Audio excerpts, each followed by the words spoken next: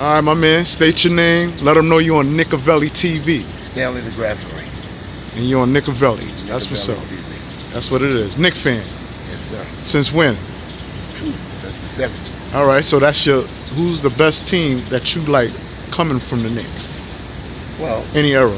You have to give it to the era that they took it. You know, the championship team: Walt Frazier, Earl Monroe, Willis Reed, David Bush, Dick Barnett. You got to give it to them. They got the championship. But in favorite team that I had, that I liked it, was the year they went to the championship when they had Derek Harper, they had Greg Anthony, Mark Jackson, they had Mason, Oakley, Ewing, Hubie Davis, Stocks. That was a good team. Okay, now even though they didn't get the big chip, why you broke that team up? Why did you prefer that team over the team that actually got the chip? No, I like the team that got the chip, but I just like the chances that they had with their team and the owners. I think they broke them up too fast. Okay, you so see the potential. Those guys were all-star guys, so they could have opportunities to get back to the chip. They broke the team up too fast. So when we talk about the greatest point guard on the Knicks ever had, oh, you got to give it to Walt Frazier. That's easy. That's Walt Frazier. Without a shadow of a doubt. You have to give it to Walt Frazier. And your number 2 guy?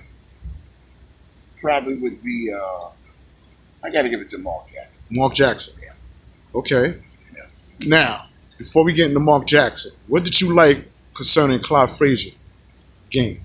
Well, Frazier did it all. There's nothing he didn't do. He scored. He played D. He man to man. He was a good defensive player. He got everybody else involved. You know, he was a team guy. So it wasn't all about scoring. He could score when he wanted to. So it wasn't about scoring. It was about winning, and that's what made him different than everybody else. Okay, so we're gonna talk on point guards and Mark Jackson. Did you see any similarities in his game playing the point guard position that you see in Frazier? Well, with Mark Jackson was the kind of guy. He wasn't the fastest guy like Frazier. Frazier wasn't, but he had court awareness, and he was smart. He would give you the ball when you needed to get the ball, and that was the difference between Walt Frazier and Mark Jackson. Them two, they knew how to contribute the ball. They knew how to set you up. They knew when you were supposed to get the ball, and that's what made them two great. But similarities, it's almost the same. It's almost the same. Both of them wasn't, they wasn't fast, but the IQ in terms of distributing the ball was unbelievable. Okay. Now, when we talk about centers, who would you say is the greatest center the Knicks ever had? 3. Gotta give it over Patrick Ewing. He got 2 championships. Patrick ain't got no championship. So you got to give it to Willis Reed. If they going on those standards, and that's the way society is, they go with who's the winner. Willis Reed got 2 rings. Do you agree with that analogy, though? Yes. Because Willis Reed had help. Yeah, but Patrick had a lot of help, too. You think so? Because some would say that he didn't. No, he had a lot of help. Patrick was stubborn to a certain degree because Patrick didn't want to change his game. Patrick wanted a certain amount of touches, and he wanted the ball when he wanted it. But had he changed his game, I think they would have been a little more successful. That's what Mason said. That was the argument. Mason said, that's not working. Let's try something different. So when you say that, quite interesting. Give an analogy of what you mean when you say that Patrick Ewing didn't want to change his game. Well, he didn't want to adjust to everybody else. Him being the man in terms of, he was always the franchise, so to speak. So now, with him slowing down his decline years, you got to change your game. You can't get him as many touches as you once were. You got to be more of a, more of a contributor. Patrick still wanted his touches. And a prime example, when the Knicks was ready to get rid of him, they told him, listen, we need you to change. We need you to adjust. He said, no, what happened? They traded him, and his 2 years, he went to Seattle, and he went to Orlando. What happened? He was on his decline years, and that was a proven fact. He wasn't the same player. So, are you one of the OGs? Because I interviewed Spoonie, record legend, and he said that problem was that he took too many threes. I agree with that, too. He was a jump shot shooter, and that's part of what I'm saying in terms of him not changing his game. Come on, you got to be in the low post. We know he can shoot, which was fine. We know he can shoot. We give him the ball when he got his open shots, feed him. But don't just think you're going to keep shooting jump. And Patrick Ewing, the problem I had with him, He went one way, fake left, and he went right. Shaq always make a joke about that. Then he goes right. Everybody knew what he was going to do. So if you knew that, work on your hook. Change your game. Go with the low post, couple of fakes, shoot your mid-range. You want to shoot two mid-jumpers. I mean, he was a great outside shooter. No question about that. Okay, moving right along. Another Knick great, Xavier McDaniels. Remember him, the X-Man? Sorry, he's from Seattle. He had to stick in the spot business. A lot of people don't know that. Oh, shit. Yeah. You dug up, son.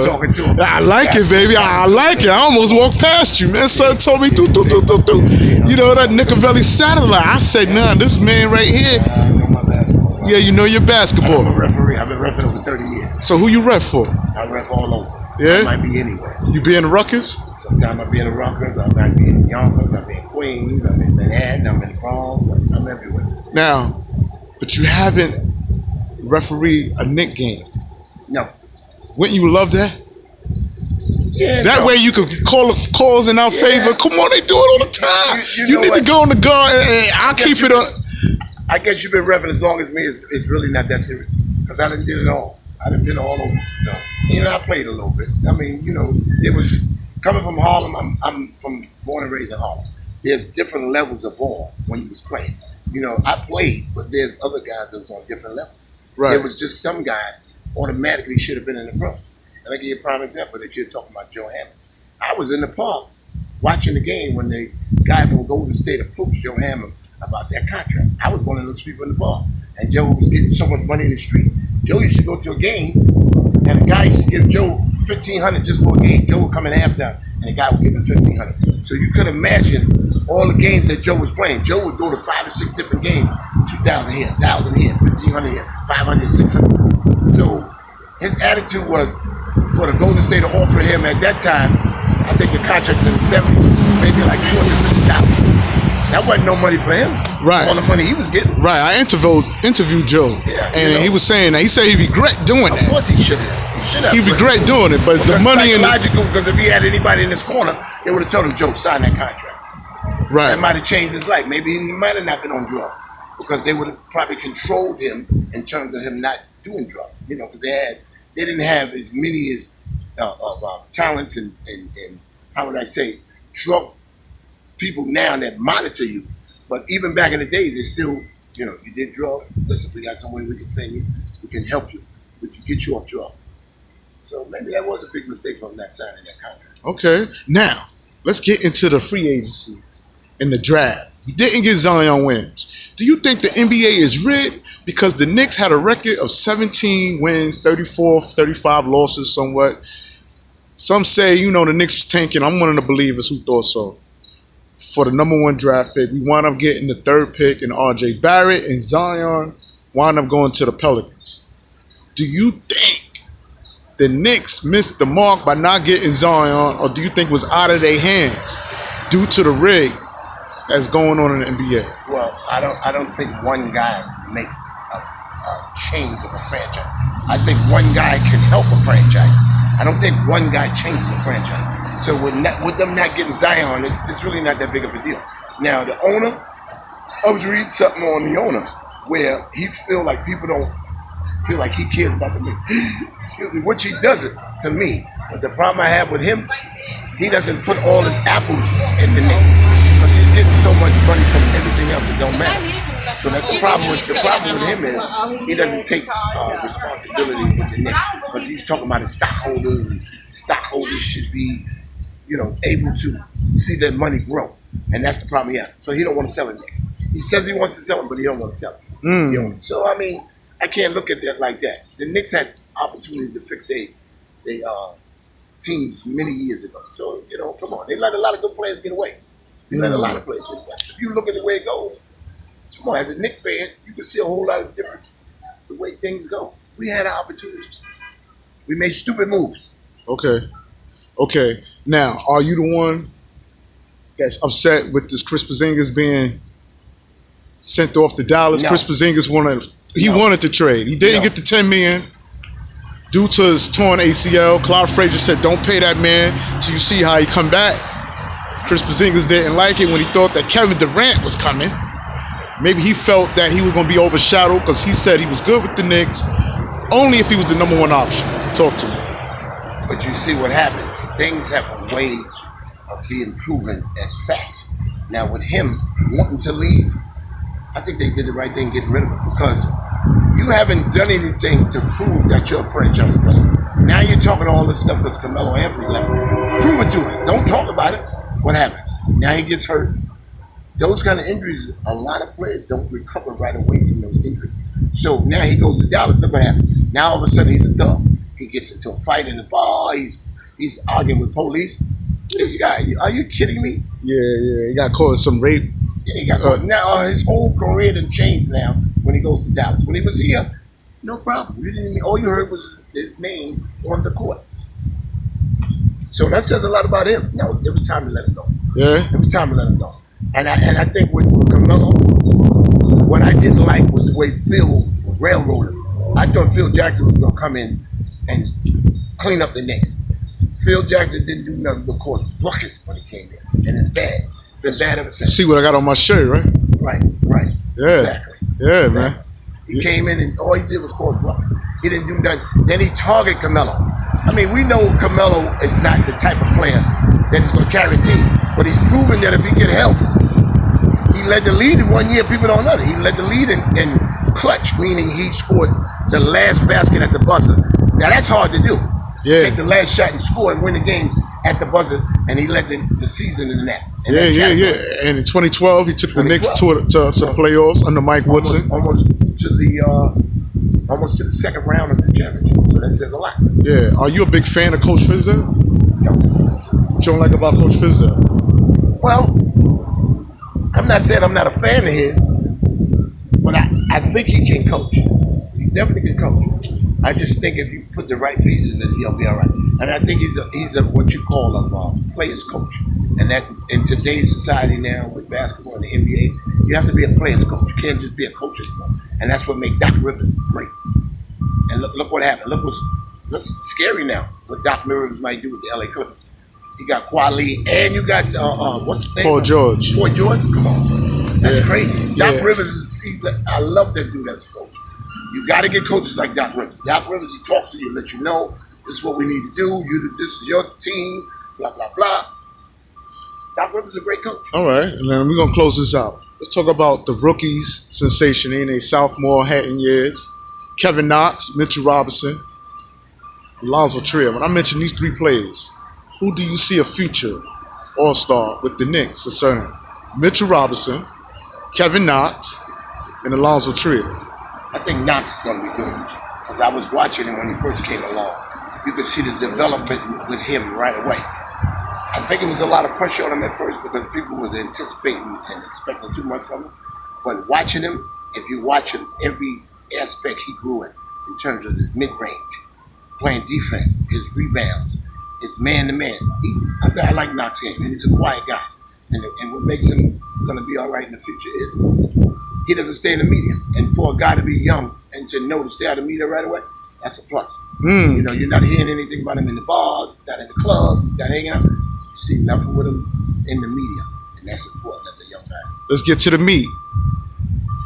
Kyrie, Kevin Durant going to the Brooklyn Nets. Well, How do you feel about that? I feel like the city is divided concerning New York. I call the Nets X because they don't know where the fuck they from. They started off in Long Island when the Doc played for them.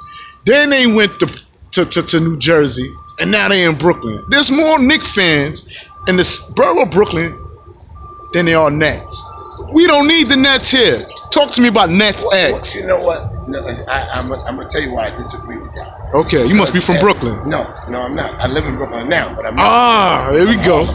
But my point is to you is, New York, we're the Mecca. We got two of everything. So why shouldn't we have the choice to have two of everything? You got the Mets, you got the Yankees, you got the Islanders, you got the Rangers, you got the Knicks, you got the Nets, you got the Jets, you got the Giants, you got the Rangers, you got the Islanders. So why shouldn't we have two? We're the Mecca. We're the ones everybody wants to come here and make their money and talk about how great this city is. So what is the problem with having two? I'd rather have two choices. But I'm If saying the Nets don't win, talking, I like the Nets. but the Nets talking shit. They talking crazy. And I think you should always pay homage to your big brother. I think the son should always pay homage to his pops. I'm all about paying respect to those who come before you.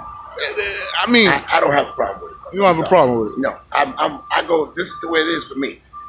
Knicks, Nets. Okay, I can deal with Giants, Jets. Okay.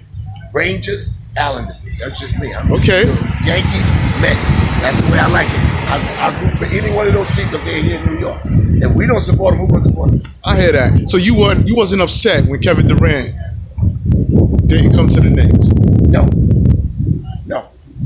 Do you think he was worried of of that max contract being on crutches? No. And that's another thing, going back to what you just said. Let's go with Kevin Durant. How do you know the significance of that injury? That they paid him all this money. Who knows if he's going to be the same Kevin Durant when he comes back? You don't know how serious this injury is. But the Nets took him and gave him that big contract. Because they want to sell tickets. That's what it's about, brother. And who they want to be like? Said it. Knicks. That's what it's about. And what do you think? The Clippers ain't going to sell tickets with Kawhi Leonard and George? Yeah, and they second-class citizens to the LA Lakers. But they're going to be number one. Look, and they got LeBron and Davis.